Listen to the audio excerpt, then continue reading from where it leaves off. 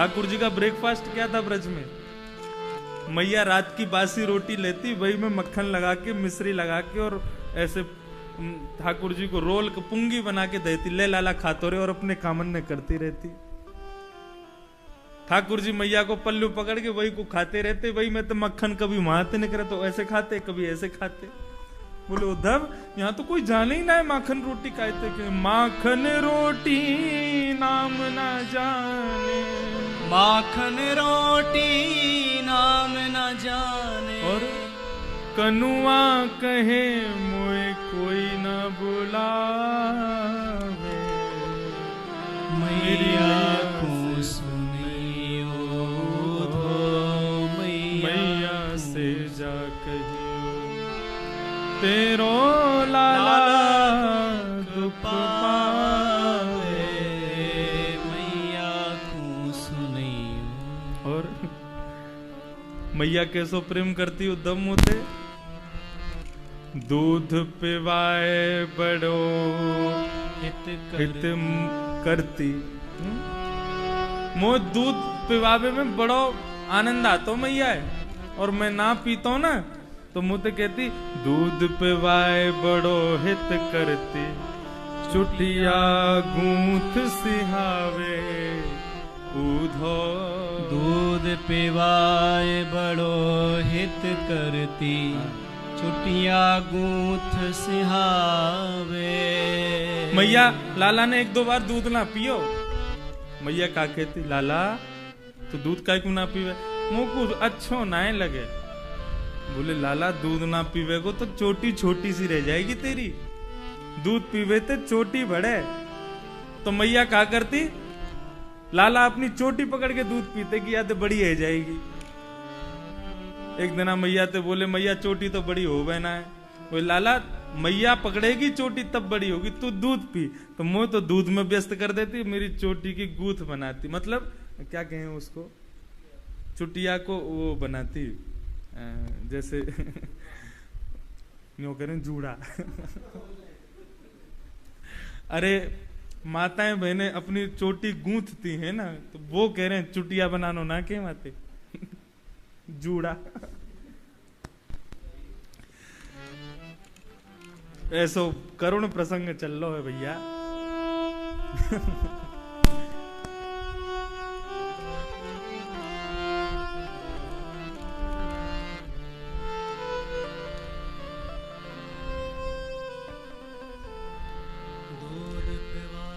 दूध पिवाए बड़ो हित करती, चुटिया चुटिया गूंथ सिहावे। नहाती बार हंसे जो मेरो, नहाती बार हंसे जो मेरो, बार बार कुल देव मनावे, मैया सुनियो। ये भाव हमारे ब्रजवासियों का भाव है। ठाकुर जी कितने कितने व्याकुल हो रहे हैं अपनी मैया के काजे, वो भाव बताए गए। उद्धव से कहे उद्धव तुम जाओ, और जाकर के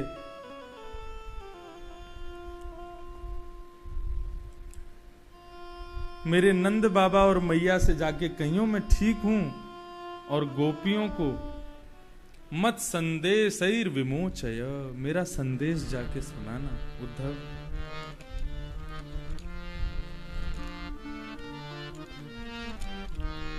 श्री उद्धव जी महाराज ब्रज की ओर जा रहे हैं।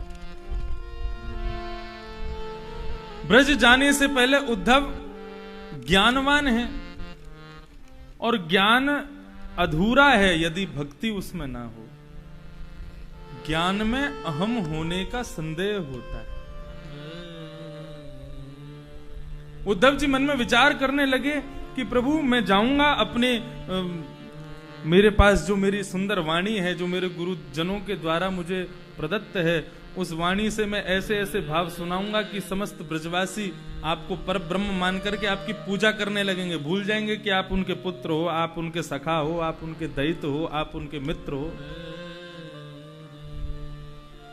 भगवान बोले अब तुम ये तो वहां जाके तुमको पता चलेगा कि तुम करोगे क्या। भगवान ने अपने मोर पंख निकाला, उद्धव के शीश पर धरा दिया। अब देखो ये क्रिया दैत्य के संग ही हो सकती है। भगवान ने अपना अर्जुन को कभी मोर पंख क्यों नहीं पहना है? उद्धव को ही पहना है। अपनी कारी कमरी ठाकुर जी ने उतार करके उद्धव को पहना दी। बोले आप ये क्यों कर रहे हैं? बोले इसके बिना जाओगे तो कहीं गोपियां तुमको कहीं बाहर कहीं समझ के कहीं भगा नहीं दें। ये देख करके कम से कम वो समझ तो जाएंगे ना कि तुम मेरे मित्र हो। उद्धव जी उसी रथ में बैठे हैं जिस रथ में अक्रूर जी ठाकुर जी को व्रज से लेके आए, और रथ में बैठ करके श्री उद्धव जी महाराज वृंदावन की ओर निकल पड़े। आज मैं सुबह भागवत में जब उद्धव जी ब्रज जाते हैं उस भाव को पढ़ रहा था, तो उस भाव को पढ़ के थोड़ा मन में भाव आया, ये कैसे हो सकता है? क्योंकि भगवान वहां पर कह रहे हैं मद वियोग आधिम, मेरे वियोग में गोपियां वहां पर बस वो जी रही हैं, वो उनके प्राण निकलने वाले हैं। और तो और भगवान ने और भी बहुत सारी चीजें बताई है कि प्राणान कथंचन, वहां पर पेड़ जो है वो सूख, उद्धव मेरी याद में ग्वाल बाल भोजन नहीं करते हैं। ऐसा स्वरूप ठाकुर जी ने बताया उद्धव को। लेकिन अब उद्धव ब्रज की ओर जा रहे हैं तो उद्धव क्या देख रहे हैं? गायन्ति भिश्च कर्माणि सुवाणी बालकृष्णयो स्वलंकृताभिगोपीभि गोपिश्च सुविराजितम्। ब्रज की स्थिति क्या है? सारे वृक्ष हरे भरे हैं, वृक्षों में खूब पुष्प हैं, खूब फल लगे हुए हैं, सारे गाय मानो अपने बछड़ों से खूब प्रेम कर रही हैं, सारे गोप ग्वाल सुंदर सुंदर वस्त्र पहन करके, गहने पहन करके आनंद कर रहे हैं, घरों से घर घर दही मथने की आवाज आ रही है। पूरे ब्रजमंडल का स्वरूप जैसा ठाकुर जी ने बताया वैसा तो है ही नहीं। ब्रज तो पूरा विपरीत दिख रहा है।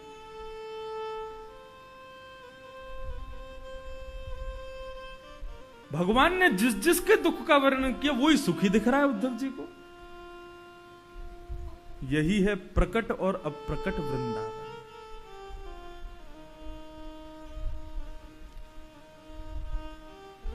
उद्धव जी को प्रकट वृंदावन दिख रहा है, लेकिन अप्रकट वृंदावन की तो दशा ही कुछ और थी।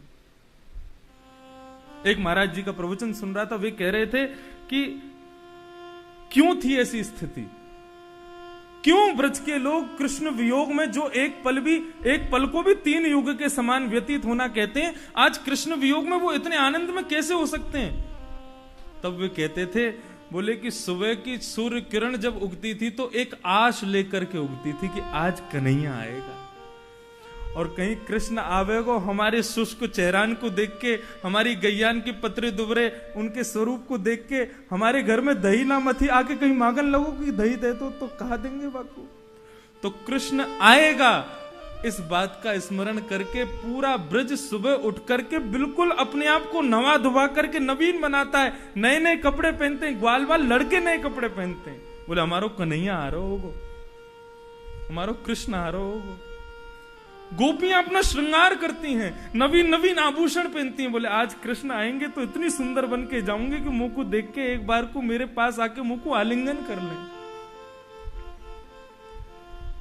लेकिन मध्याह्न सूर्य होने के बाद जैसी शाम होनी शुरू होती है, धीरे धीरे धीरे धीरे सब ब्रजवासियों की स्थिति फिर से बिगड़ जाती। आज भी नहीं आया,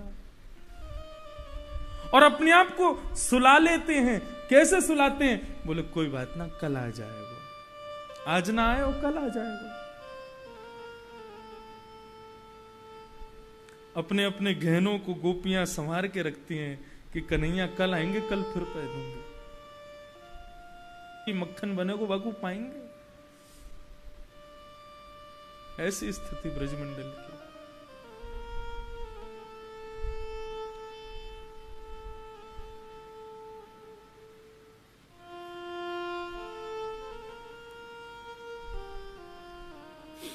श्री उद्धव जी महाराज ब्रज पहुंचे। जैसे ही ब्रज पहुंचे हैं, गोप ग्वाल आज देख रहे हैं, बोले कि ये तो वही रथ है जिस रथ में बैठ के कन्हैया गए थे। अब तो पूरे ब्रजमंडल के मानो जैसे खोए हुए प्राण वापस आ गए हों। अरे कन्हैया आ गए हो, लाला आ गए हो, हमारो कन्हैया आ गए हो, अरे चलो चलो कन्हैया आ गए हो है।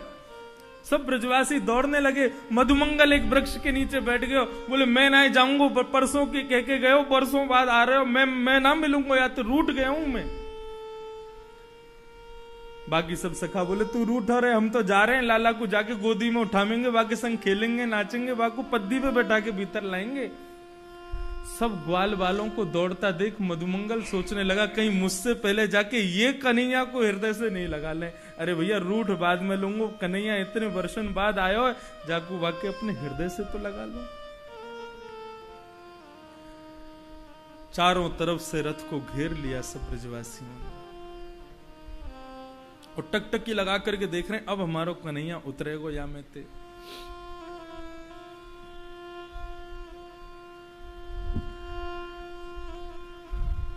इतने में ही श्री उद्धव जी महाराज बाहर आए।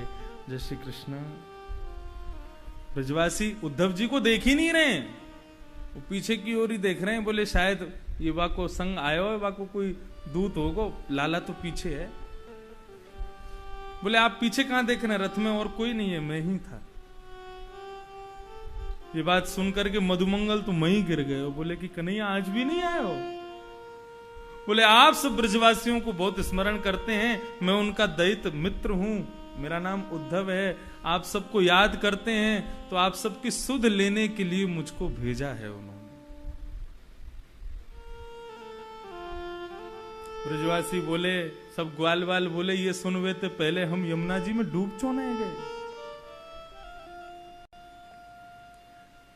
हमने यही प्रेम क्यों को नहीं आते। अरे ये श्रीदामा है ना, ये सवेरे जल बाद में पीवे, उठ के आंख बंद करके पहले नंद भवन जावे, और नंद भवन जाके पहले कन्हैया को देखे, वाकू जब नैन भर के देख ले ना तब पानी पीवे। ऐसा प्रेम या श्रीदामा को। ये मधुमंगल जब तक कन्हैया अपने हाथ से एक कवल ना खा ले ना रोटी को, वाकी झूठी थाली में ही भोजन करे बैठ के, इतना प्रेम करे बातें। और इन सबन को प्रेम को या तरीका ते माने उत्तर दियो कि वर्षों बाद याद भी आई तो स्वयं नहीं आयो, अपनो मित्र भेज दियो उद्धव। अरे भैया कमी कन्हैया में ना है, कमी हम में ही है। हम ही ना पहचान पाए कि वो हमसे प्रेम करे ही ना, हम ही वाके पीछे पड़े रहते।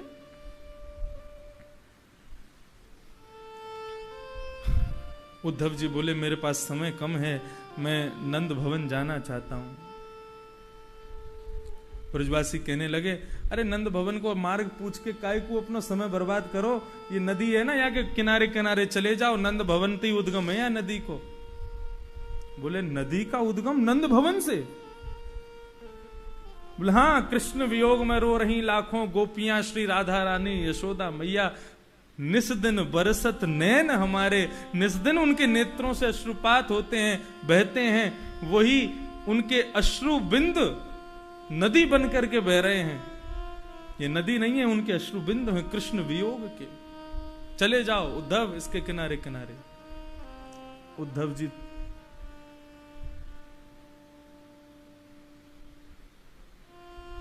प्रेम की पराकाष्ठा में पहला चरण रखा उद्धव ने।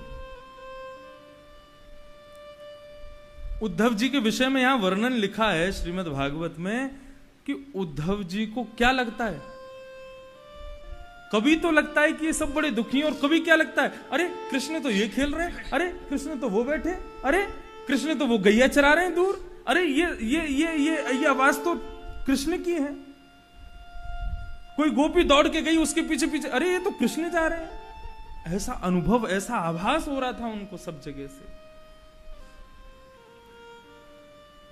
और जाते ही श्री उद्धव जी महाराज सबसे पहले मिले हैं नंद बाबा से। नंद बाबा से जाकर के श्री उद्धव जी मिले। नंद बाबा कह रहे हैं, अप्याययास्यति गोविंदः स्वजनान् सकृदीक्षितुम् तर्हि द्रक्ष्याम तद्वक्त्रम् सुनसं सुस्मितीक्षणम्।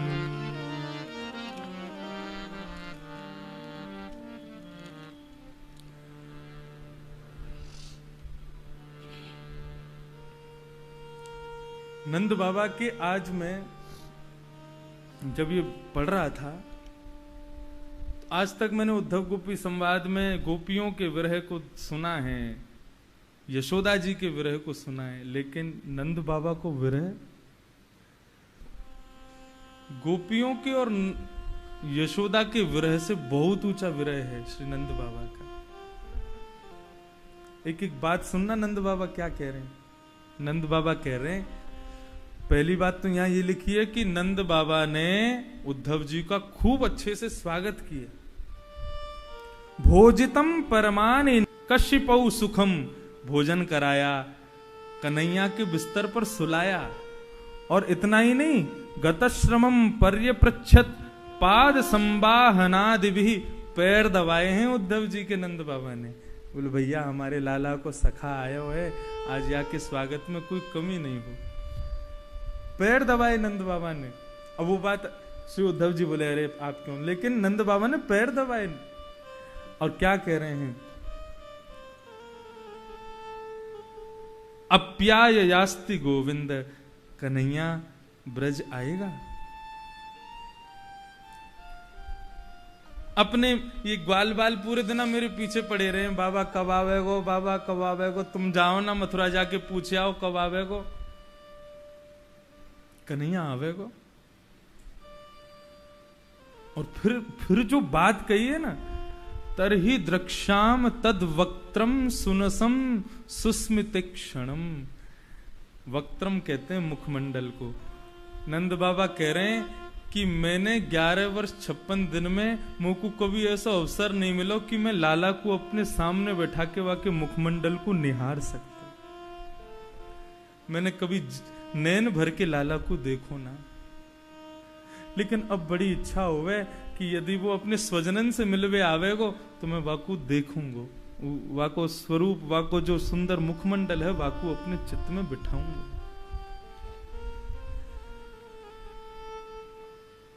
अरे भैया मैं तो चाहूं कि मैं वाको भूल जाऊं। अरे हमारो लाला है ही ना है, देवकी और वसुदेव को बेटा है वो, तो मैं तो चाहूं वाको भूल जाऊं, लेकिन कहा करूं। स्मरताम कृष्ण वीर्याणि लीलापांग निरीक्षितम हसितम भाषितम चांग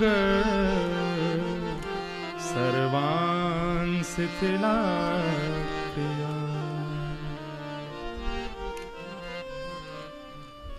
मेरे सब काम रुके पड़े हैं।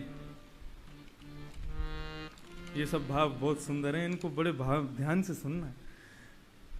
श्री नंद बाबा कह रहे हैं मेरे सब काम रुके पड़े हैं। बोले क्यों? बोले उद्धव में कोई काम करवे के काजे बैठू ना तो बैठते ही मुकु प्रत्येक काम में वही दिखने लगे, वाकी मुस्कुराहट दिखने लगे, वाकी मोती जैसे छोटे छोटे दांत, बातें कैसे मुकु बाबा बाबा कह के पुकार तो मुकु वो याद आवे। मैं एक दिन भोजन करवे बैठो, मेरी गोद में आके बैठ गए।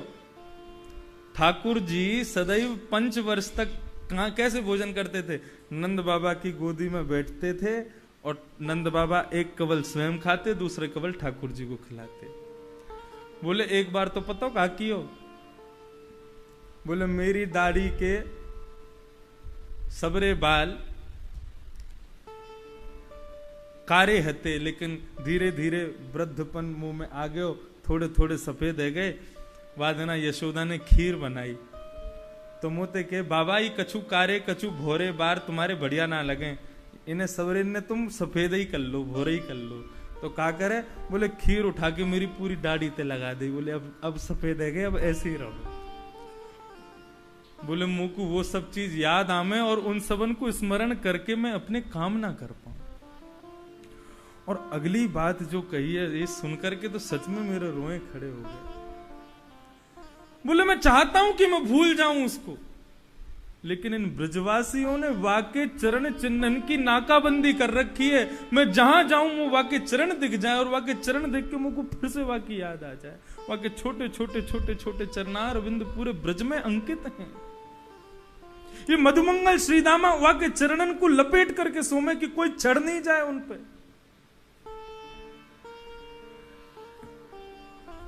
मन्ये कृष्णं च रामं च सरिच्छैलवनोद्देशान् मुकुन्द पदभूषितान् आक्रीडा निक्षमाणानां मनो याति तदात्मतम्। कहीं चलो जाऊं, वन में चले जाएंगे तो वहां भी वाके चरण चिन्ह दिखाई दे जाएं। यमुना किनारे चले जाओ, वहां पे भी वाके चरण चिन्ह हैं। सब जगह वाके चरण चिन्ह। इन ब्रजवासी ने वाके चरण चिन्ह के चारों ओर कांटे लगा रखे हैं कि भैया इन पे कोई चढ़ेगा नहीं, ये चरण चिन्ह अंकित रहेंगे। अब जब जब मेरे सामने वो चरण चिन्ह नामे मुंह, तब तब लाला की याद आ जाए। मैं कहा करूं उद्धव, तू ही बता।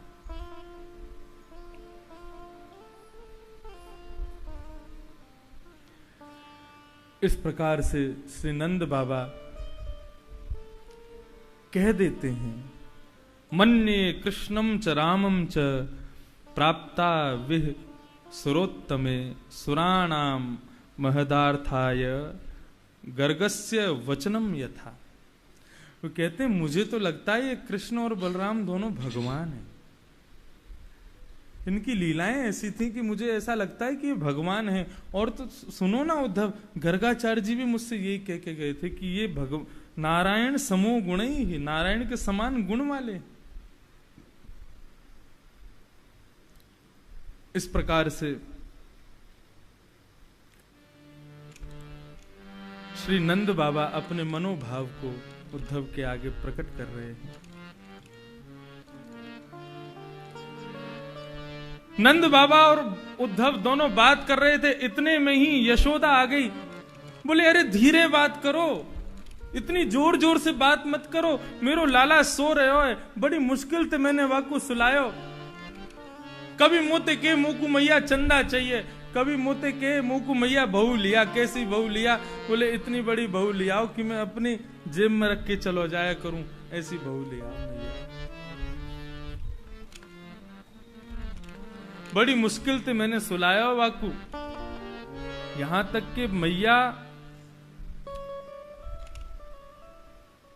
स्नेह सुत पयोधरा, इतनी प्रेम में व्याकुल हो गई, इतनी याद आने लगी ठाकुर जी की कि यशोदा मैया की इस उम्र में स्तन में से दुग्ध निकलने लगा। मां के स्तनों में दूध कब रहता है? बालक के जन्म लेने से पहले नहीं होता। और धीरे धीरे बालक जब बड़ा हो जाता है, मां उसको उसके भरोसे पर छोड़ दे। जिस दिन से छोड़ने लग जाए उस दिन से दूध बंद हो जाता है। मतलब मां जब तक, कितने ऐसे कई बालक देखे, वो चलते फिरते सब काम करते हैं, लेकिन खूब बड़े हो गए फिर भी दूध पीते हैं मां का, और मां का दूध आता भी है। मां का वात्सल्य जब अथाह होता है अपने पुत्र के प्रति, तब तक उसकी छाती में दुग्ध निवास करता है। यशोदा की उम्र 80-90 के मध्य में है, और आज भी कृष्ण का स्मरण भागवत जी में लिखी है, बात गलत नहीं हो सकती है। उद्धव और नंद बाबा की बात को सुनकर के कृष्ण की इतनी याद आई कि आज ऐसी स्थिति में भी यशोदा के स्तनों में से दुग्ध निकलने लगा।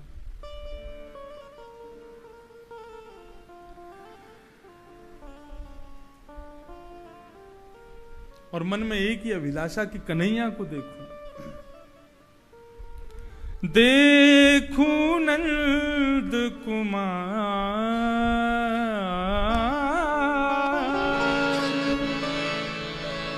देखूं नंद कुमार, नयन भर देखूं नंद कुमार, नयन भर देखूं नंद कुमार, नयन भर देखूं नंद कुमार, नयन भर देखूं नंद कुमार,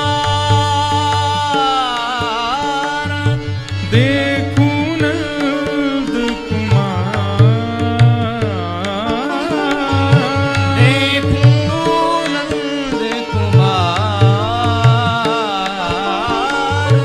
देखूं नंद कुमार, नयन भर देखूं नंद कुमार, नयन भर देखूं नंद कुमार, नयन भर देखूं नंद कुमार, नयन भर देखूं नंद कुमार। हे जामे सुधी है सांवरी मूरत, जामे सुधी है सांवरी मूरत, जामे सुधे है सांवरी मूरत, जामे सुध है सांवरी, रोम रोम बलिहार, रोम रोम बलिहार, नयन भर देखूं नंद कुमार, नयन भर देखूं नंद कुमार, नयन भर देखूं नंद कुमार, नयन भर देखूं नंद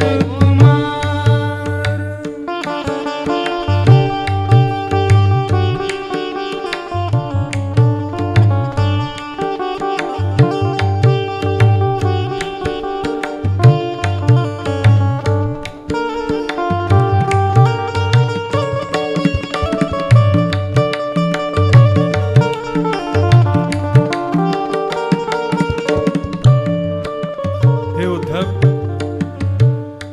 वह कन्हैया को जब तक अपने आंखन के आगे देखूं ना हूं ना, तब तक मुंह को चैन ना पड़े।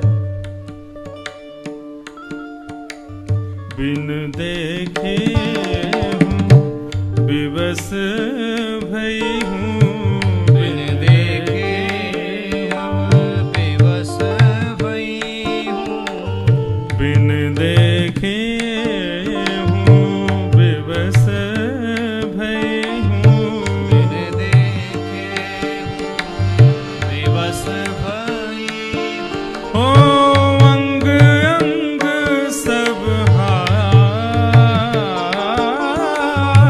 अंग अंग सब अंग अंग सब अंग अंग सब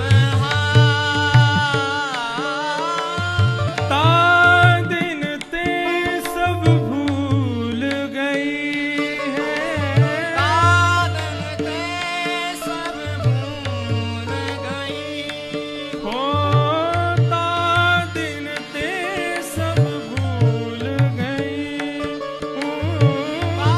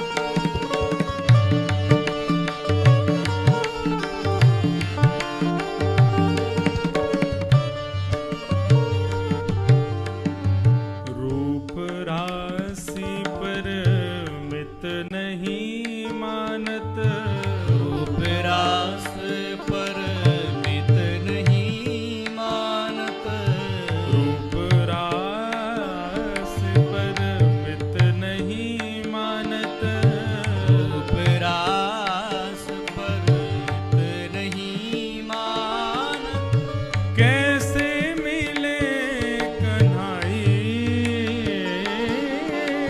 कैसे मिले कन्हाई, ओ कैसे मिले कन्हाई,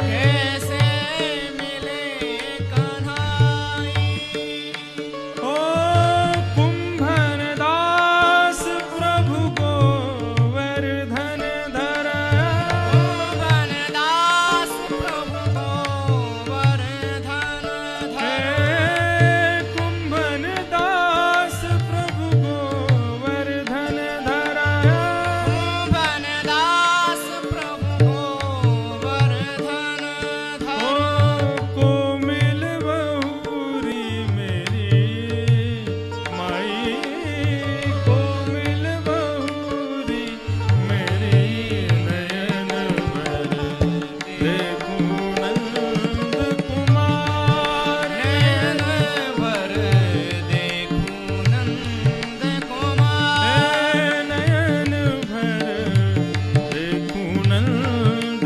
कुमार, नयन भर देखूं नंद कुमार, वादिन से सब भूल गई है, वादन ते सब भूल गई है, वादिन ते सब ते सब भूल गई है, बिसरो पति परिवार,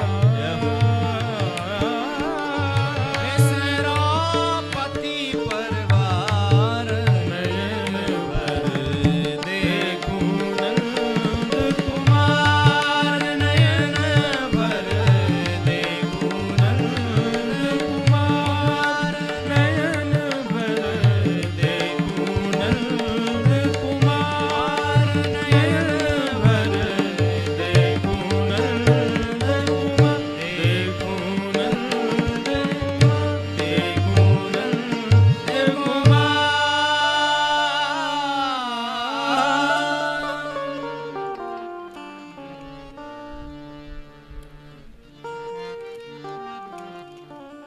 नंद बाबा, यशोदा और गोपी।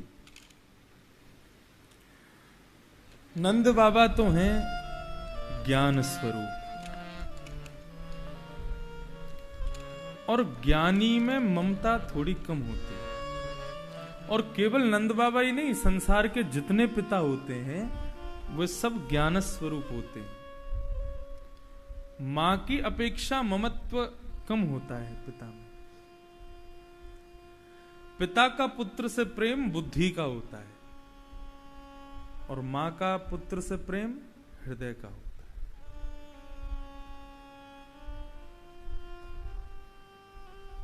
आप ये बात केवल मुंह पे ही मत घटाई हो। एक व्यास आसन पे बैठे तो सबके लिए। पिता अपने पुत्र को पढ़ा लिखा करके विद्वान करता है, उसके पढ़ाई में खूब पैसा खर्च करता है। क्यों? ताकि बेटा पढ़ लिख करके खूब विद्वान बनेगा तो बड़ा होकर के जिस प्रकार मैंने पानी की तरह इसके पीछे पैसा बहाया, ये एक दिन पानी का पैसा बना के मुझको देगा। लेकिन मातृभाव ये नहीं होता। बेटा चाहे कैसा भी क्यों ना हो, माता के लिए सदैव वो प्रेम का ही स्वरूप रहता है।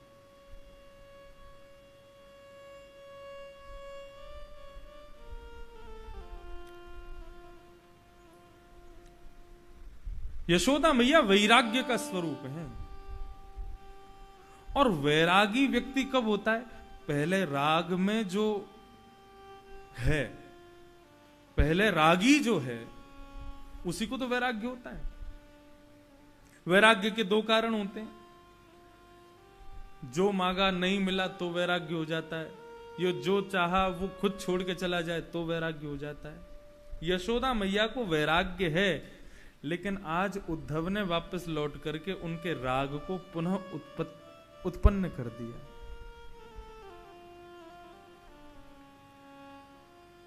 कितना भी बड़ा वैरागी क्यों ना हो जाए कोई व्यक्ति, लेकिन एक बार यदि वैराग्य लेने के बाद कभी अपने माता पिता को देख लेगा सामने, तो क्या उसके हृदय में इच्छा नहीं होगी कि मैं इनके पैर छू लूं। आज अपने पुत्र के मित्र को देख करके उनके मन में भाव आ गया कि कन्हैया आज भी मेरे पास होता तो कितना बढ़िया रहता। और गोपियां जो हैं वो कौन है? वो भक्ति स्वरूपा है। नंद बाबा में ज्ञान है, यशोदा में वैराग्य है। यदि यशोदा मैया वैराग्य नहीं लाती ना भीतर, तो कृष्ण जिस दिन गए उसी दिन प्राण निकल जाते मैया के। और गोपियां भक्ति स्वरूपा हैं।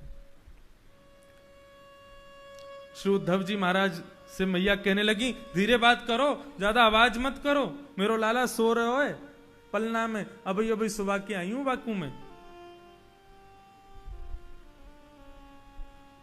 मैया आपका लाला सो गया? बोले हाँ सो गया। बोले मुंह दिखाइयो कहां है? तो नन्ना सा ठाकुर जी का बचपन का पलना मैया के कक्ष में रखा था और वो हिल रहा था। मैया अभी झुला की गई है जैसे। उद्धव जी बोले कहां है आपको लाला? या मैं सो रहा हूं भीतर। बोले मुझे तो नहीं दिख रहा। मैया ने हाथ लगा करके देखा, अब तो रोती रोती रोती उद्धव के गले से लग गई। बोले अरे उद्धव, मैं तो भूल ही जाऊं बार बार कि मेरो छोरा है ही ना, ये तो अत्यंत सौभाग्यवती व देवकी को लाला है। रात रात में कब कब मैं अदला बदली कर गए वसुदेव जी, मुझको पता ही ना चली, मैं तो बार बार भूल जाऊं। उद्धव जी महाराज बोले मैया को समझाना पड़ेगा। बैठाया, बोले मैया बैठो।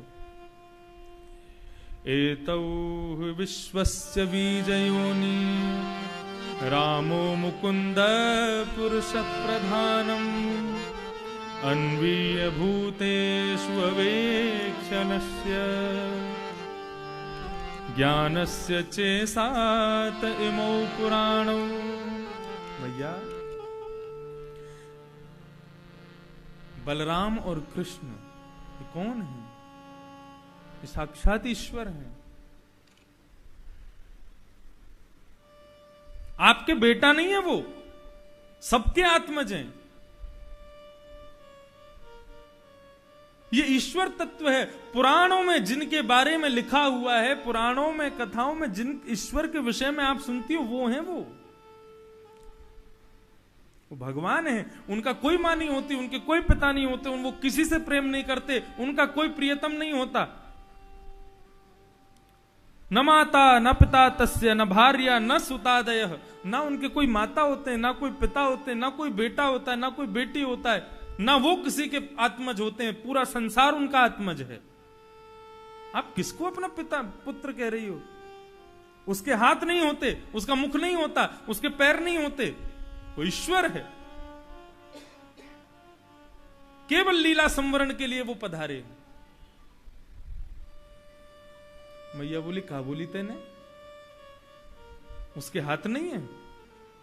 उसके हाथ नहीं है तो मेरी उंगली पकड़ के कैसे चल के जाए? तो फिर बाकी हाथ ना है तो फिर कैसी मीठी मीठी बैणु कैसे बजा लेता वो? वहां के पाम ना है तो गैया चरावी कैसे जाता हो वो? वहां को मुख ना हो तो कैसे मैया मैया कह के मेरे पीछे पीछे चलता हो? तू कैसे कह सके कि वाके हाथ पाम ना है वाके? और खबरदार जो मेरे लाला के बारे में यूं कही कि वो भगवान है। मेरो लाला है वो कोई ईश्वर ना है, वो कोई भगवान ना है। गर्गाचार्य जी महाराज जब नामकरण करने आए तब उन्होंने कहा नारायण समो गुणई ही। मैया तुम्हारो लाला नारायण के समान गुण वाला है। ये भगवान तत्व है। एक प्रकार से सीधी कही दी उन्होंने, भगवान है। मैया ने गोद में बैठे कन्हैया को कान पकड़ लियो, बोले भगवान होगो दुनिया को, मेरो तो मेरो लाला ही रहेगो, ये मोकू तो मेरो लाला ही है। ममत्व में जिसके प्रति ममता है उसकी श्रेष्ठता दिखाई नहीं पड़ती। आप कितनी भी श्रेष्ठ बन जाओ, मां के आगे आप श्रेष्ठ नहीं रहोगे।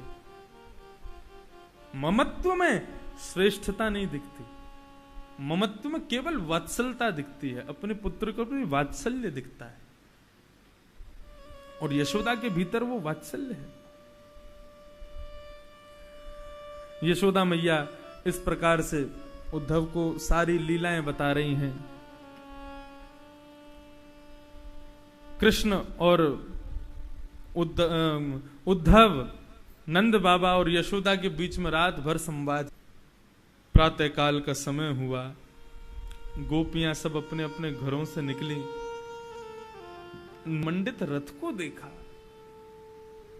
और बोली ये तो वही रथ है जिस रथ में बैठकर के कन्हैया ब्रज से छोड़ करके चले गए थे, वृंदावन छोड़ के गए थे।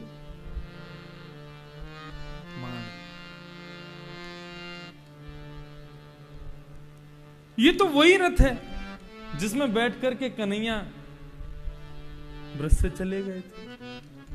अरे कहीं कन्हैया वापस तो ना आ गए। जाकर के नंद भवन में ताकने लगी भीतर क्या चल रहा है, तो देखा श्री उद्धव जी महाराज संध्योपासन कर रहे हैं, संध्या बंदन कर रहे हैं। उनके शीश पर मोर पंख लगे हैं, काली कमली पहनी है। गोपियां समझ गई, बोले ओहो दूत आया है, संदेश लेकर के आया, और संदेशा लेकर के आया है तो भैया ठीक है, इसको उल्टा संदेशा भी तो पहुंचवाना है। चलो सब गोपांगनाएं अपने नित्य के भांति अपने प्रियतम को याद करने के लिए एक स्थान पर जाकर के बैठ जाती हैं, और वहां बैठ करके अपने प्रियतम का स्मरण करती हैं। उद्धव जी महाराज ने भी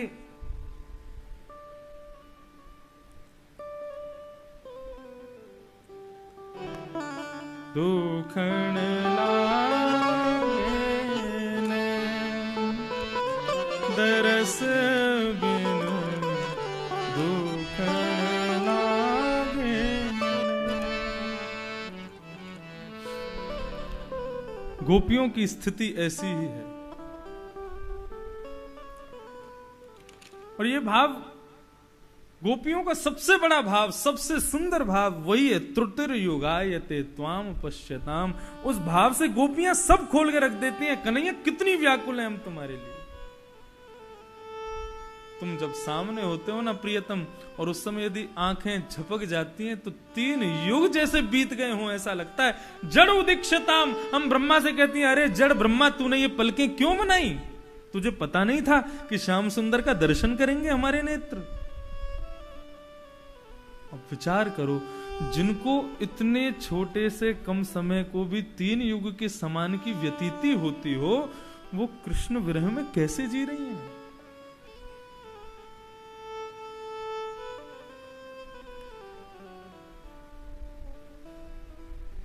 समस्त गोपांगनाएं बैठी हैं।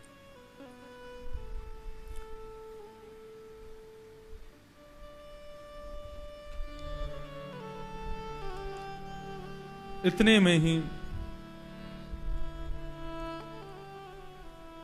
एक गोपी ने उद्धव को देख लिया कि उद्धव एक वृक्ष से कमर लगा करके बैठे हैं,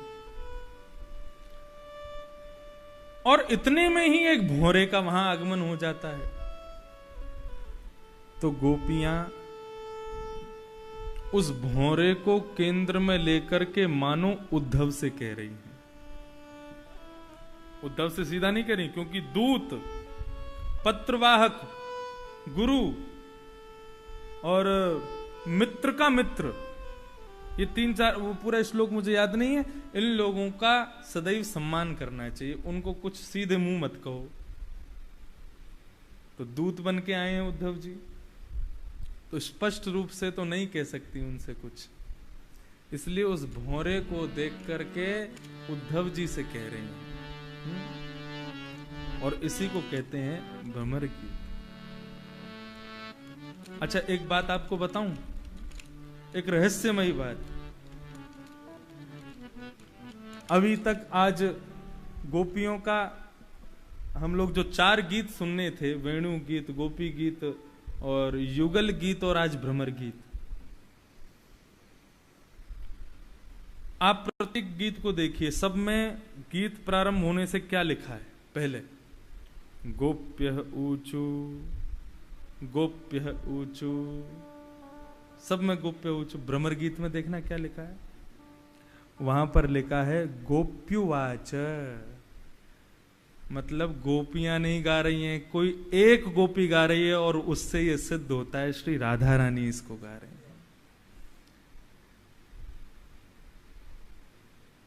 कश्चिद मधुकरम दृष्ट्वा ध्यायन्ति कृष्ण संगमम, तभी एक गोपी ने उस भौरे को आते हुए देखा।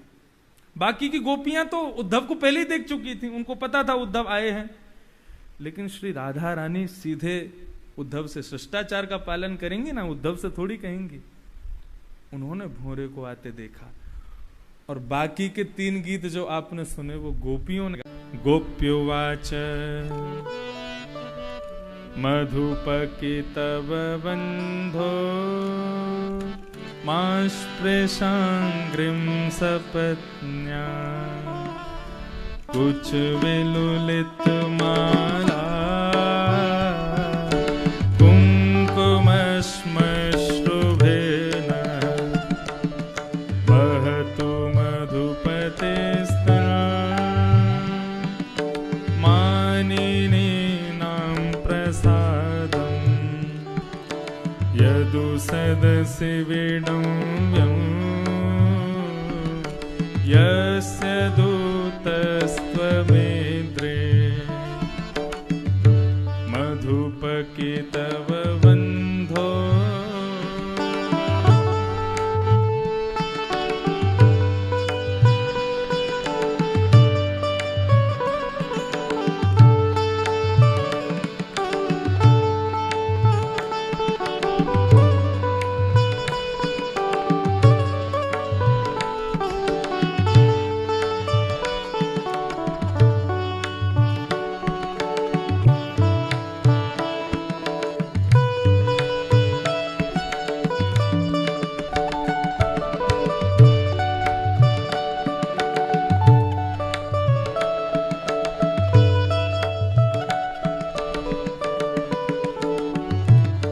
सकृदधर सुधां स्वां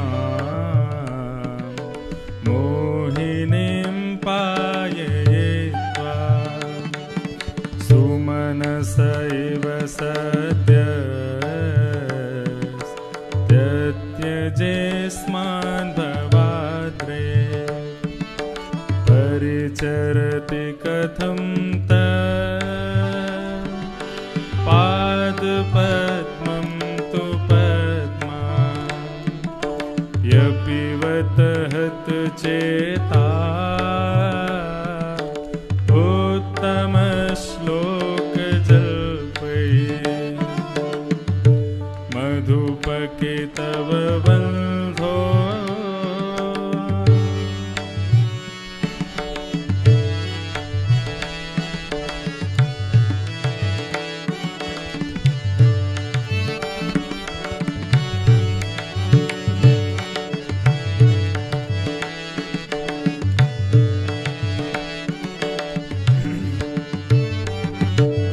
किमिह बहुषिढङ्ग्रे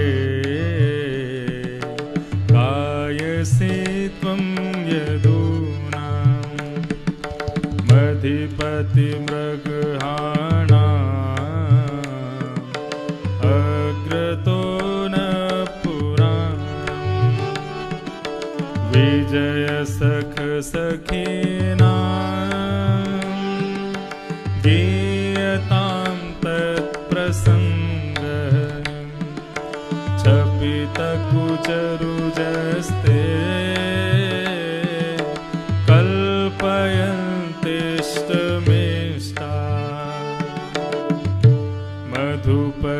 तव बंधो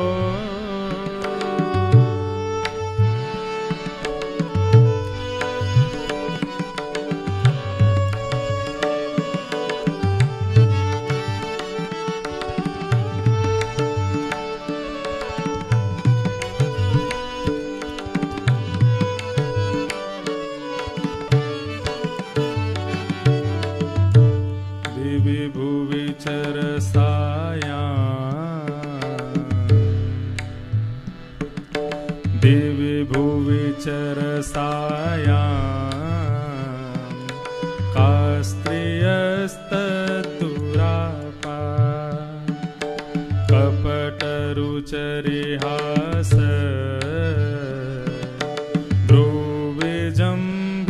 ब्रुविजम्भ्यययाशु चरणरज उपास्ते यस्य भूते वयं का अपि च कृपणपक्षे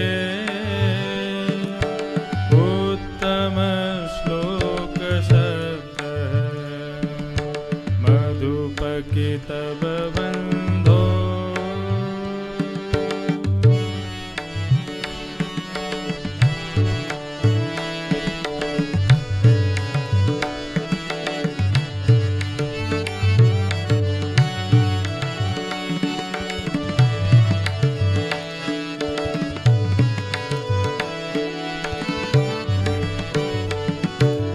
विसृज शिरसि पादं वेद्म्यहं चाटुकारे रनुनय विदुषस्ते दैत्य दैत्यैर्मुकुन्दात् स्वकृत इह विश्वस्ता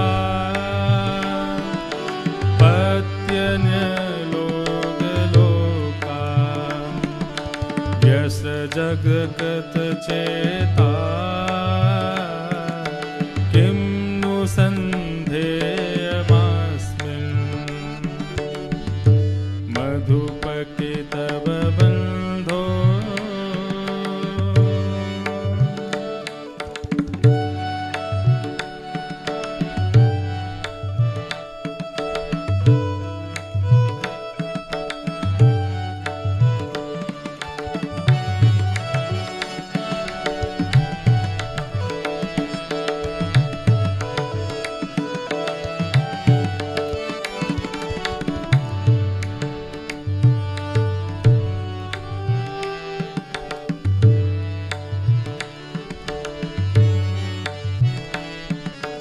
मृगयुरिव कपीन्द्रं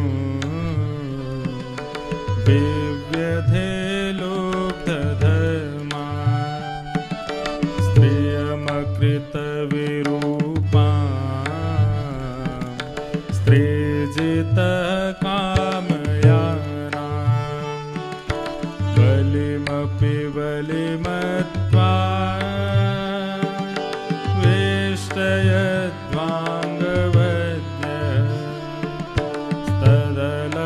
सितसखे दुस्तजस्तकथार्थ मधुपके तव बन्धो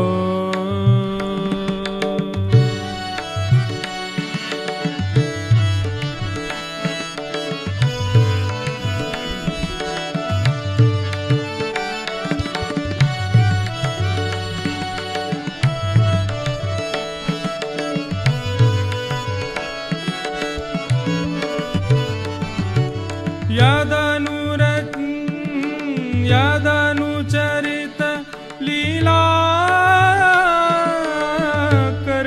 कर्णपीयूष विप्रो सकृददन विधूत द्वन्द्वधर्मा विनस्ता सपदि ग्रह कुटुम्बं दीनमुत्सृज्य दीना बहव इह विहंगा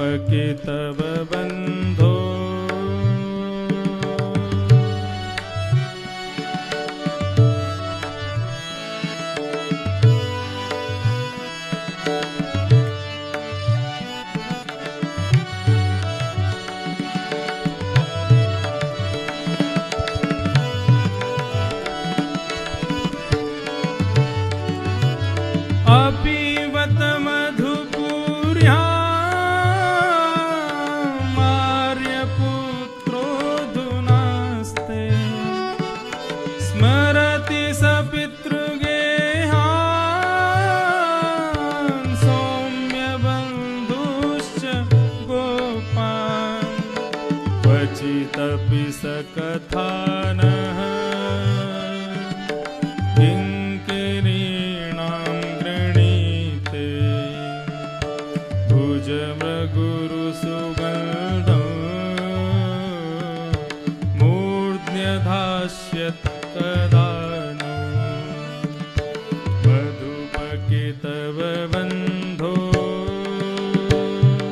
मा स्पृशाङ्घ्रिं सपत्न्या कुचविलुलितमाला कुङ्कुमश्मश्रुवेण मधुपके तव बन्धो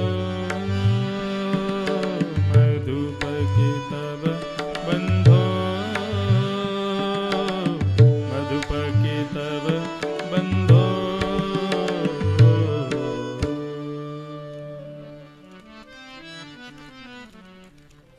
श्री राधिका रानी ने ये गीत गाया और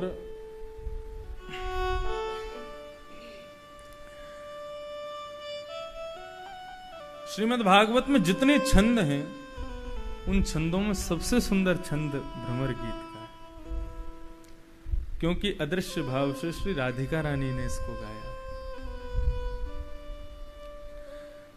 इसको व्याज स्तुति कहते हैं।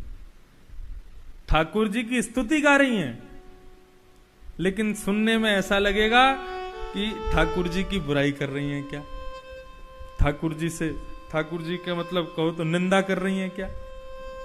लेकिन ये निंदा उनको लगेगी जो भक्ति में जिन पर श्री किशोरी जी की कृपा ने उनको लगेगा कि अब व्याज स्तुति कैसी, जैसे कि प्रेमी एक दूसरे के लिए कभी कभी व्यंगात्मक उसको शब्द बोल देना, वो व्याज स्तुति की तरह।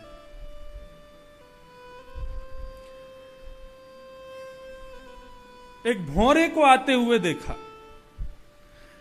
श्री राधा रानी की बुद्धिमत्ता देखो आप।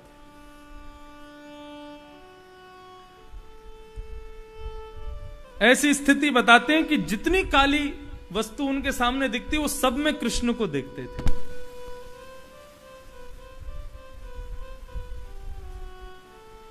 तो ऐसे तो वन में खूब सारे चेंटे चेंटा भी डोलते रहते हैं। काला समझ के ही तो भौरे को वो कृष्ण दूत मान करके और कृष्ण सखा मान करके उससे बातें कर रही हैं। खूब चेंटा डोलते रहे वन में, खूब काले काले खूब सारे पशु पक्षी कौवा कोयल भी दिखाई देती हैं, उनसे क्यों बात नहीं कर रही हैं। मच्छर मक्खियां भी थोड़े रंग तो काला ही होता है उनका, उनसे भी बात कर सकती थी। भौरे को ही केंद्र में क्यों लिया इन्होंने। भ्रमर गीत को भौरे को केंद्र में लेकर के क्यों गाया। बहुत सुंदर भाव। ये भाव तो किशोरी जी का ही हो सकता है। बोले कि जितने भी ये छोटे छोटे कीट पतंगा होते हैं, कीट पतंगा की तो बात छोड़ो, जितने जीव जंतु हैं उन सब में सबसे बड़ा प्रेमी यदि कोई होता और प्रेम को निभाने वाला यदि कोई है तो वो भौरा। इससे बड़ा प्रेमी कोई नहीं है, इससे बड़ा प्रेम निभाने वाला कोई नहीं है। किससे प्रेम करता है भौरा? किससे प्रेम करता है? पुष्पों से प्रेम करता है। और पुष्पों में भी सबसे ज्यादा प्रेम किससे करता है? कमल से। कमल जब खिला होता है तो भौरा उसमें जाकर के विराजमान हो जाता है और बैठ करके उसकी सुगंधी को लेने लगता है। जैसे ही सूर्यास्त होता है, सूर्यास्त होते ही कमल अपने एक एक पंखुड़ी को बंद करने लगता है। रात्रि होते ही कमल अपने चारों ओर से अपने आप को बंद कर देता, उसमें भौरा भीतर बंद हो जाता है।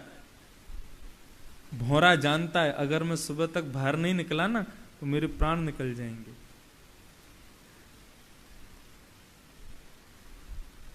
तो बोले भौरा निकलता क्यों नहीं है? क्योंकि भौरे का एक गुण होता है कि भौरा जो है वो लकड़ी में भी छेद कर सकता है। ये उसका गुण है कि वो लकड़ी में भी छेद कर सकता है।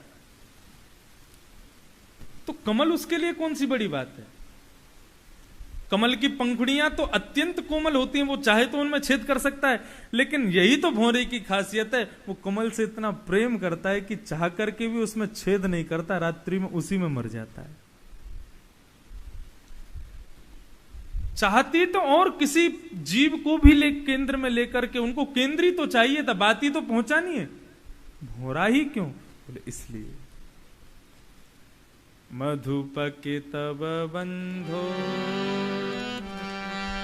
मास्पृशांघ्रिम सपत्न्या कुछ विलुलित माला कुंकुमश्मश्रुभेन बहतु मधुपतेस्तन मानिनीनां प्रसादम् यदु सदसि विडम्यम् यस्य दूतस्त्वमेद्रे। हे भौरे, हे मधुप, मधुप एक प्रकार से व्यसनी को भी कहा जाता है। भौरा, तू हमारे पास मत आना। क्यों? बोले क्योंकि तू कपटी का मित्र है। कि तब कह रही है भगवान को, ये सामर्थ्य केवल श्री राधा रानी में ही है, गोपियों में भी नहीं है। कि तब कह करके बुला रही है, तू कपटी का मित्र है, हमारे पास मत आना, हमारे चरणों में तू ये जो सिर झुका करके प्रणाम करने तू हमको मनाने की कोशिश कर रहा है ना। राधा रानी के मन का भाव ये है कि अब भी मान लीला ही चल रही है और मैं मान करके बैठी हूं, कन्हैया स्वयं तो आए नहीं है, तो अपने जैसो कारो कारो भौरा भेज दियो कि जाके राधा रानी को मनाया। हे भौरे, तू हमारे चरणों में बैठ करके प्रणाम करने की कोशिश मत कर। तेरी मूछों में लगा कुमकुम यदि मेरे चरणों से छुप जाएगा तो मैं अपवित्र हो जाऊंगी। क्यों अपवित्र हो जाऊंगी? क्योंकि तू कपटी का मित्र है। एक तो तू काला मधुप है, व्यसनी है, और ऊपर से कृष्ण का मित्र है, तू कपटी का मित्र है। सीधी बात तो ये। और दूसरी बात क्या कह रही है? बोले जरूर तुझको मथुरा की गोपियों ने भेजा है। क्यों? बोले श्री किशोरी जी के चरणों की पराग की सुगंधी परिचरति कथम पाद पद्मं तु पद्मा यपिवत हत चेता उत्तम श्लोक जल्पै। तुम दोनों एक जैसे हो, तेरा रंग भी काला है और तेरे कपटी कृष्ण का रंग भी काला है, तेरे कपटी मित्र कृष्ण का रंग भी काला है। तुम दोनों का रंग एक जैसा है और तुम दोनों का स्वभाव भी एक जैसा है। भौरा बोला हमारा स्वभाव एक जैसा क्यों है? बोले तू एक पुष्प पर बैठता है, उसकी सुगंधी को लेता है, उसकी सुगंधी लेकर के फिर उसको छोड़ देता है, उसके साथ संयोग करता है, फिर उसको वियोग दे देता है, फिर दूसरे पुष्प के पास चला जाता है। ऐसे ही तो तेरे कपटी कृष्ण ने किया। जब तक ब्रज में रहा तब तक हम ब्रज गोपियों को कभी वेणु बजा करके, कभी सुंदर अलकावलियां फैला करके, कभी मोर मुकुट धारण करके, कभी गैयाओं को चरा करके, कभी मयूरों के मध्य नृत्य करके हमको मोहित करता रहा, कभी गिरिराज उठा करके इन सब राक्षसों से और इन सब दुनिया भर के जो आपदा विपत्ति आई इन सब से बचा करके हमारे हृदय में अपना स्नेह स्थापित करता गया। और जब हमारे भीतर स्नेह आ गया तो हमको छोड़ के वहां मथुरा की गोपियों के मध्य चला गया। तू और कृष्ण वो तो एक जैसे ही, तुम दोनों में भेद क्या है? हमें याद है एक बार उसने अपना अधरामृत हम सबको दिया है। भौरा कहने लगा तो आपको तो इस बात की कृपा माननी चाहिए कि ठाकुर जी ने आपको वो अमृत प्रदान किया जो देवताओं को दुर्लभ है। देवता गए थे भगवान के पास, क्या कह के? बोले राक्षसों के गुरुदेव के पास संजीवनी विद्या है, राक्षसों के मरते ही उनके गुरु शुक्राचार्य उनको पुनर्जीवित कर देते हैं, आप हमें भी संजीवनी विद्या दे दो। भगवान कहने लगे संजीव विद्या संजीवनी विद्या तो तुच्छ है, मैं तुमको अमृत दे दूंगा। बोले तो दे दो। भौरा कह रहा है भगवान चाहते तो अपने उनके बाएं हाथ का खेल है अमृत देना, लेकिन उन्होंने देवताओं से क्या कहा, जाओ जाकर के समुद्र मंथन करो, उसमें से अमृत निकलेगा, पी लेना। इतनी मेहनत करवाई तब जाकर के देवताओं को अमृत प्राप्त हुआ। भौरा कहता है आपको तो सौभाग्य मानना चाहिए कि ठाकुर जी ने आपको बिना किसी श्रम के ही आपको अमृत दे दिया। गोपियां बोली सौभाग्य मां क्या माने, अमृत पिला करके कोई अच्छा काम थोड़ी किया उन्होंने। बहुत सुंदर भाव है। भौरा बोला क्यों, आप क्यों सौभाग्य नहीं मानेंगी? बोले उसने तो हमको अधूरामृत अमृत इसलिए पिलाया, यदि नहीं पिलाया होता तो आज जितना कष्ट है उतना कष्ट नहीं होता। बोले क्यों, अमृत पीने से कोई कष्ट होता है? बोले कृष्ण वियोग में हमारी दशा तुमको दिख रही है, ना खा रही है ना पी रही है, आंखों में गड्ढे पड़ गए हैं पूरी। हे उधो मत अइयो समझाने, हे उधो मत अइयो समझाने, हे जाके कांटा लगे सो जाने, जाके कांटा लगे सो ही जाने। तुझे लगता है कि उन्होंने हमें अमृत पिलाया, लेकिन यदि कृष्ण गए तो आज उनके वियोग में हमारे प्राण निकल गए होते तो इतना कष्ट हमको सहना ना पड़ता। लेकिन वो जो अपना अधूरामृत पिला करके गए ना, वो अमृत तत्व हमको मरने नहीं दे रहा है। क्या अच्छा किया अमृत पिला करके। यदि वो अधूरामृत नहीं दिया होता तो कम से कम आज चैन से अपने प्राणों का परित्याग तो कर दिया होता हमने। ये भाव पूज्य श्री अखंडानंद जी महाराज का पड़ा। बोले उसने अमृत थोड़ी पिलाया है, जीने के लिए थोड़ी पिलाया है, उसने तो अपने वियोग में तड़पाने के लिए अमृत पिलाया। हमको आज पता चली ये बात।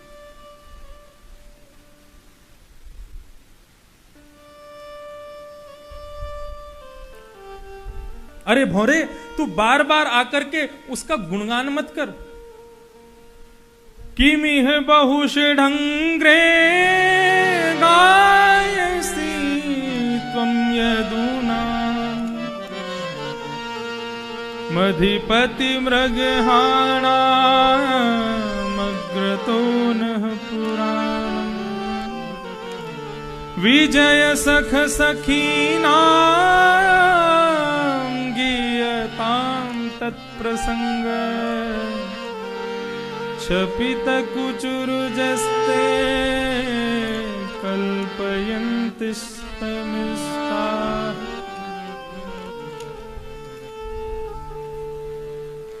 पहले तो लगता था उसकी कथा ही हमारा जीवन है, लेकिन बाद में पता चला कि उसकी कथा से तो और वियोग, उससे मिलने की इच्छा बढ़ जाती है।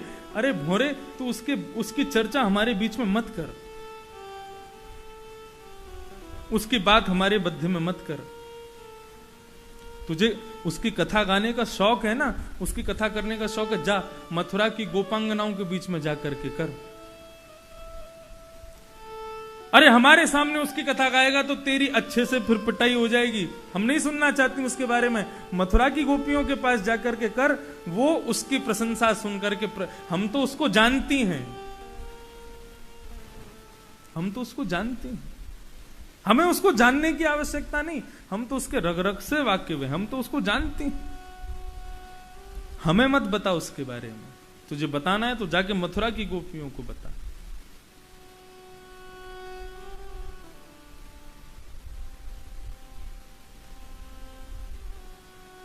आज जो हमारी दशा हुई है, उस दशा में सबसे बड़ा हाथ तो उसकी कथा का ही है। ये वही गोपियां हैं जो गोपी गीत में कथा गाने वालों को अत्यंत श्रेयस्कर बताती हैं, लेकिन आज भी श्रेयस्कर कथा वालों को ही बता रही हैं। लेकिन वही है, व्याज स्तुति है। आज भी कह तो रही हैं कि अरे भोरे तू ये सोच कि हमारी ऐसी स्थिति है कि हम हर काली वस्तु में कृष्ण को देख रही हैं। इतनी श्रेयस्कर स्थिति हमारी कथा से ही तो बनी है, लेकिन एक तरफ से निंदा भी कर रही हैं। जो मैं सा जानती प्रीत किए दुख हो, तो नगर ढंढोरा पीटती प्रीत न करियो कुंदा।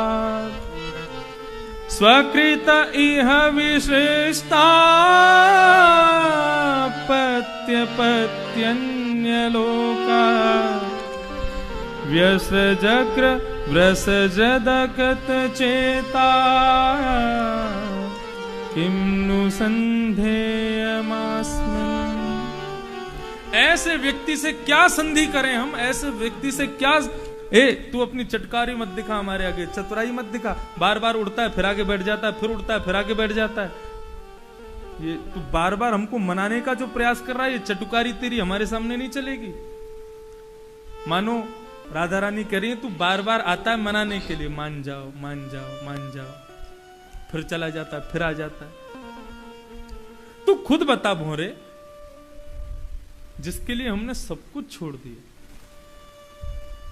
लोग क्या कहेंगे भूल गए, पति क्या कहेंगे भूल गए, बच्चे किसके सहारे अपना पेट पालेंगे भूल गए, सब कुछ छोड़ दिया। मैवं विभोर्हति भवान् गदितुं वृशंसम् संतज्य सर्व विषयांस्तव पादमूलम्। सब कुछ छोड़ करके हम आ गए और आकर के उसके चरणों में सारे विषयों का परित्याग कर दिया। अच्छा बंधुओं, एक बात बताएं आपको, कई लोग हमसे ये कहते हैं ये कथा सुनने के बाद में कि ठाकुर जी ने इतना इतना कष्ट क्यों दिया गोपियों को। अब एक हमारी बात सुनना, एक भगवान की मीराबाई जैसी एक भक्त थी, उसका नाम था करमेती बाई। करमेती बाई की महज 15 साल की उम्र में घर छोड़ के आ गई थी वो अपना। घर वालों ने ब्याह करा दिया। अब घर वालों ने ब्याह करा दिया, लेकिन उनको वो ऐसी अचेत हो गई कि उनका ब्याह हुआ उनको ये भी भान नहीं था। घर वालों को उनको लगा कि इनको बहुत दुख होगा यदि बाद में इनको पता चलेगा कि मैं कृष्ण प्रियसी हूं। जिस दिन ब्याह हुआ उसी दिन रात को घर छोड़ के वृंदावन आ गई। मुझे नाम याद नहीं जिनसे उनका ब्याह हुआ राजकुमार, उसने उनको दौड़वाने के लिए बड़े बड़े सैनिकों को भेजा। तो करमेती बाई 3 दिन तक एक मरे हुए ऊंट के गर्भ में रही, पेट में मर गया था ऊंट, उसके सियार पेट में से मांस खा गए, उसका पेट जो था वो खोखला हो गया। तो अपने आप को बचाने के लिए करमेती बाई उसमें घुस गई। क्यों? बोले वहां एक आदमी भी टिक नहीं पा रहा था, इतनी गंध थी। करमेती बाई उसमें 3 दिन तक रही और 3 दिन बाद जान बचा करके वृंदावन आई। वृंदावन में संत जनों को पता चला करमेती बाई आई है, पता चला कि 3 दिन ऊंट के भीतर रही। तो एक संत ने पूछा, करमेती बेटा, हमने सुना तुमने अपनी जान बचाने के लिए 3 दिन तक मरे हुए ऊंट के पेट में तुम रही।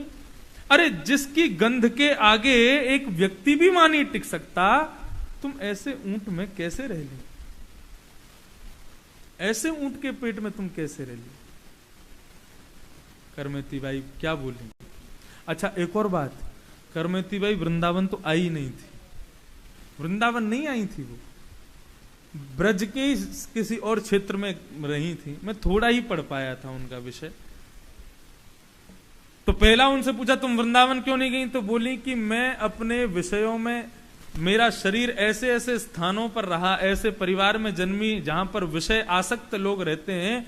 यदि मैं ऐसे शरीर को वृंदावन ले जाती तो मेरा, यदि और श्यामा श्याम की लीला के बीच में मेरा वहां जाना हो जाता और यदि उनकी दृष्टि मुझ पर पड़ जाती तो श्यामा श्याम के विशुद्ध प्रेम में ये अपवित्र करमेती बाई का दर्शन एक बहुत बड़ी बाधा बन जाता। तो उनसे किसी ने पूछा, तुम ऊंट में कैसे रह ली? तुमको गंध नहीं आई, तुमको बदबू नहीं आई, 3 दिन तक तुम उसमें रही? तो करमेती बाई क्या कहती हैं? बोले कि महात्मा, इस संसार की विषय वासना की गंध इतनी ज्यादा थी, इतनी तीव्र थी, इतनी भयानक थी कि उस विषय वासना की गंध के आगे मुझे उस सड़े हुए ऊंट की गंध फीकी लग रही थी।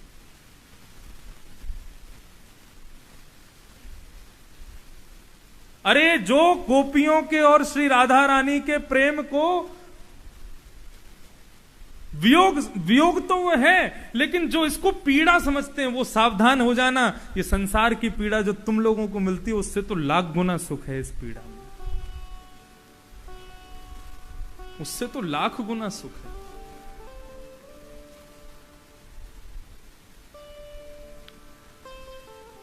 श्री राधा रानी कह रही हैं, अरे भोरे तू ही बता ना, हम कैसे उससे संधि कर लें? उसके लिए क्या नहीं छोड़ा इन गोपियों ने, सब कुछ छोड़ के आ गई और वो हमको ही छोड़ के चला गया।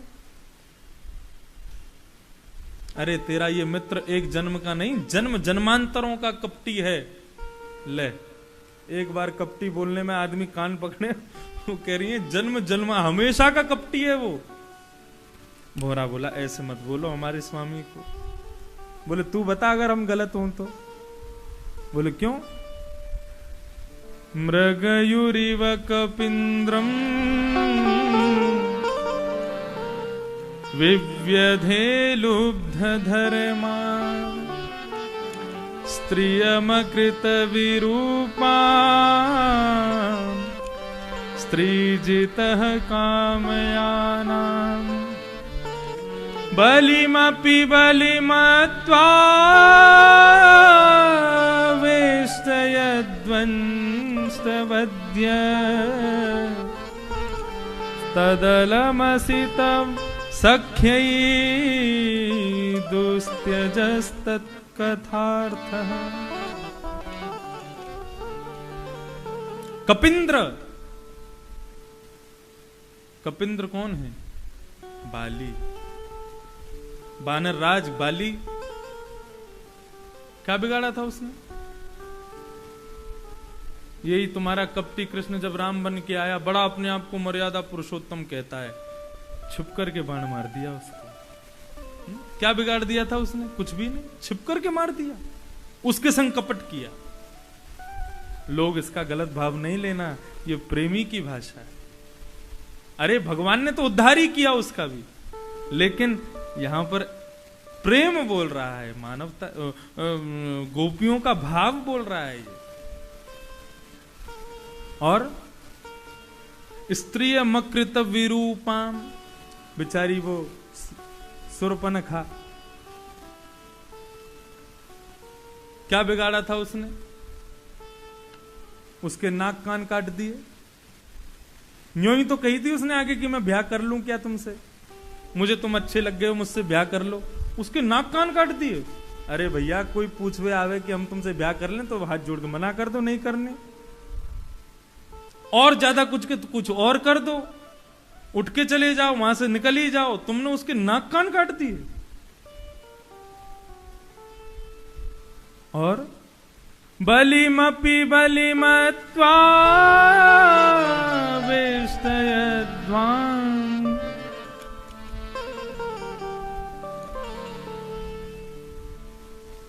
क्या बिगाड़ा था बलि ने? पहले तो उसके यहां गए, उसके यहां जाकर के खूब हाजी हुजूरी करवा ली अपनी, खूब उसके सम्मान करवा लिया अपना, बेचारे के यज्ञ के बीच में खूब परेशान कर लिया। और फिर कहने लगे 3 पग जमीन लूंगा बस। खूब कह रहा था और ले लो, नहीं माने, 3 पग जमीन पर अड़ गए। और जब उसने संकल्प दिया तो विशाल रूप धारण करके और 2 पग से 3 लोक नाप लिया। है ना तुम्हारा ये प्रियतम, ये तुम्हारा मित्र कपटी। तो इसने तो सबके संग ही ऐसा किया है, तो हम कौन सी बड़ी चीज है उसके लिए? हमारे संग भी ऐसा कर सकता है। इस प्रकार से सौम्य बंधुश्च गोपा क्वचिदपि सकथाना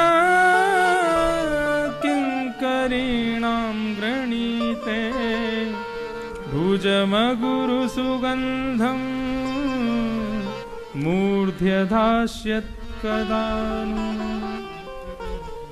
सुध पूछने लगी कभी कन्हैया आएंगे हमसे मिलने, वो नंद नंदन कभी आएंगे, आर्यपुत्र मधुपुरी में ठीक तो है, मथुरा में ठीक तो है, कोई दिक्कत तो नहीं।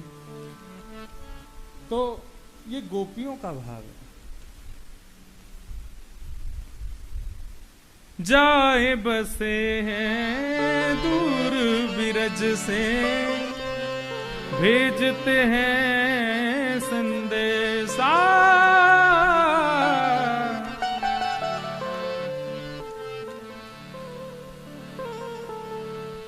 जाए बिरज जाए बसे हैं दूर बिरज से, भेजते हैं संदेशा।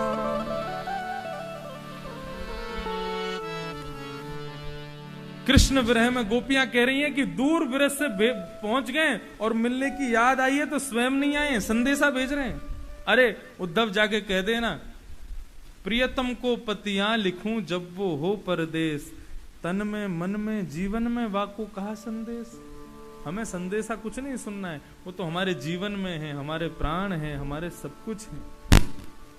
लेकिन उद्धव ले जाओ ये वंशी उधो, उसको याद दिलाने जाके कांटा लगे सो ही जाने, हो जाके कांटा लगे सो ही जाने। इस प्रकार गोपियां उद्धव जी महाराज के बीच में संवाद चल रहा है।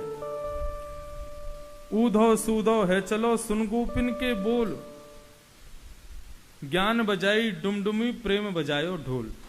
उद्धव जी महाराज ने पत्र निकाला, भगवान का पत्र सुनाने लगे।